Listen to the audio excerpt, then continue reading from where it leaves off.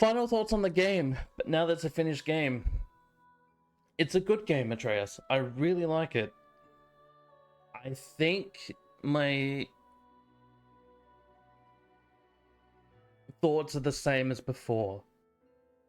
Gameplay still stands way higher than DS1. Story should have been balanced throughout.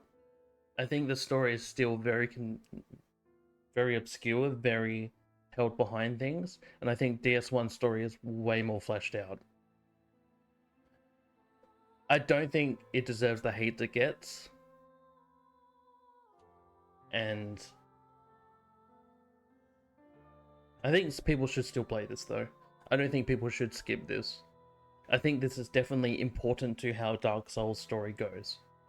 Learning about cycles is really, really important. And I think the whole thing with Drangleic Castle, King Vendrick, and all of that is insanely important.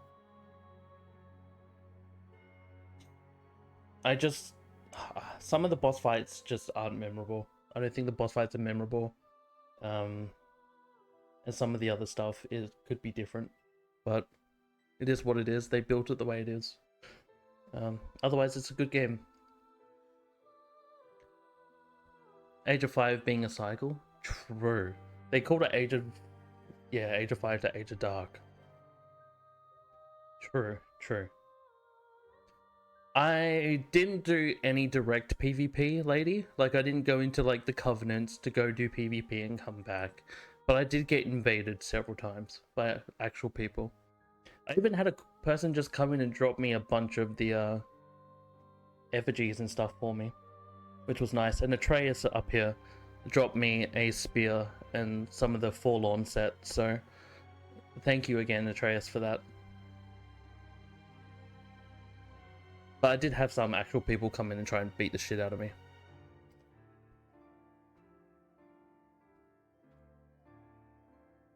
I don't like when people say to skip a game in the series, like let people form their own opinions. Me too. I think skipping games should not be a thing. Especially in like a Souls game like this. Like, or just any game series. I think a game is put there for a reason. Like, DS2 definitely has a place in the Souls world. Maybe DS3 is connected to DS1 more than DS2, but the fact that DS2, it has so much explanation of how cycles and that whether you're in darkness, whether you're in fire, it doesn't fucking matter how it works.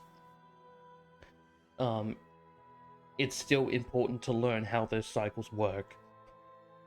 And how Vendrick learnt that, or how the Queen learnt that. And how the souls carry on from Dark Souls 1 to Dark Souls 2. It's good to know how that works.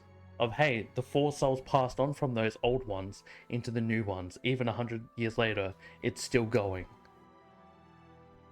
Even though I don't know what the canon ending of Dark Souls 1 is, it's still going.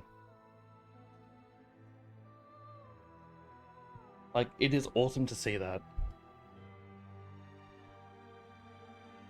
And if people just skip that and go to Dark Souls 3, you miss that whole important thing. Like, it's there for a fucking reason. You just miss that piece of the puzzle. That's like, I don't know how to say it really. It's like skipping parts of Elden Ring, I guess. Like, if you skip parts of Elden Ring. Like here, I just didn't do, I don't know, Rani's quest, for example. And you missed out on all Rani's stuff. And you're like, cool. Or you just didn't do parts of, like, bosses where you just did the bare minimum. Or you didn't read anything in parts of Elden Ring.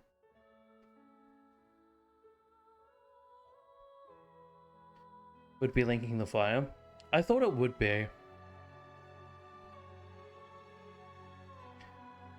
DSER and Sekiro connected as well. Sekiro being in the land of reeds. ER being DS's afterlife. I wouldn't be surprised. I mean, technically Patches is in every game. I would like to know how Patches is received. Because Patches is in Demon Souls, Dark Souls, Elden Ring. I'd like to know if patches is the reason how they connected.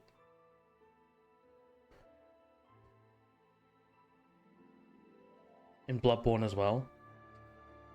I'd like to know how that works.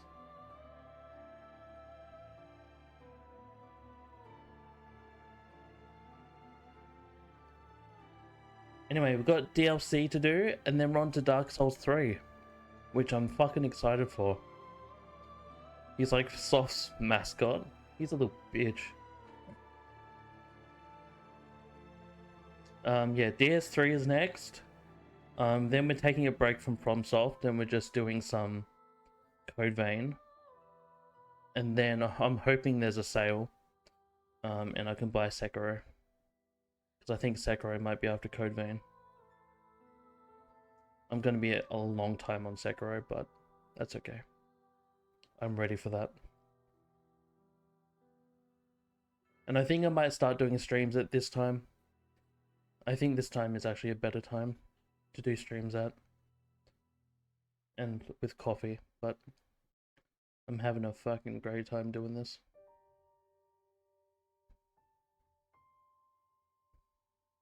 And then I wish I could get into Sekiro, but it's jammed the gameplay. Love watching the game though. I'm ready to give it a fucking good shot. I've heard it's wonderful. I've heard it's different, but I feel like if I knuckle down and just give it a good shot and get in, maybe it'll click. I'll fucking love it. It's my least favorite after DS2. Those are some words. Fucking hell. I also have Armored Core on the list that I want to buy. Armored Core 6. What else do I have? I mean, these are like long time in the future after DS3, by the way. So it's Code Vein, Sekiro, after Dark Souls 3.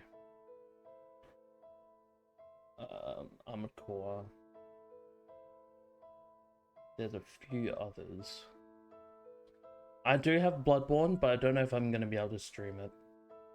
I'll need a capture card for it.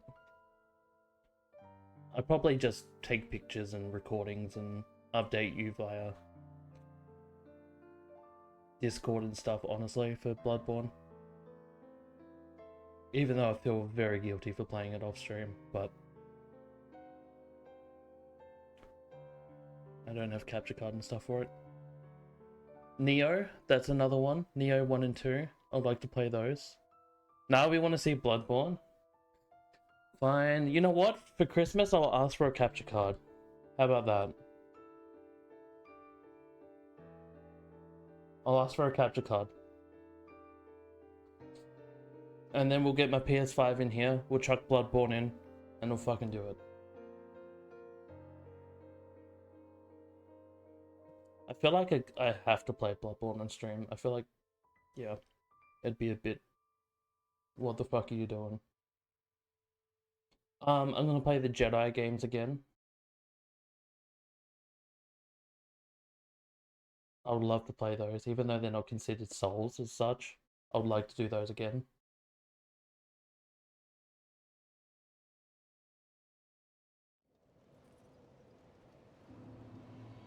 Is there anything else that I would like to do? Oh, Blasphemous. That's in there somewhere.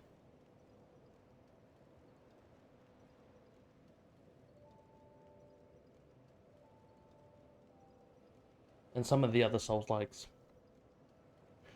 DS1, BB, Demon Souls, PS3, I gotta play. Sekiro DS2. I know it's weird, don't worry about it. Look, I'll make a tier list once I finish them all.